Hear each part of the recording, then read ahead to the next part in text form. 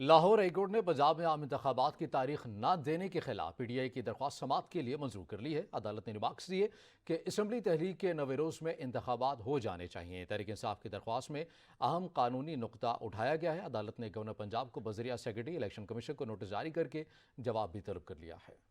Lahore high court کے justice جواد حسن نے درخواست پر سماعت کی۔ تحریک انصاف کی جانب سے بیرسٹر علی ظفر نے دلائل دیے۔ بیرسٹر علی ظفر نے دلائل میں کہا کہ اسمبلی تحلیل ہونے کے 90 روز کے اندر الیکشن ہونا ہوتے ہیں، جبکہ گورنر پنجاب نے تاحال الیکشن کی تاریخ کا اعلان نہیں کیا۔ عدالت گورنر کو الیکشن کی تاریخ کا اعلان کرنے کی ہدایت دی۔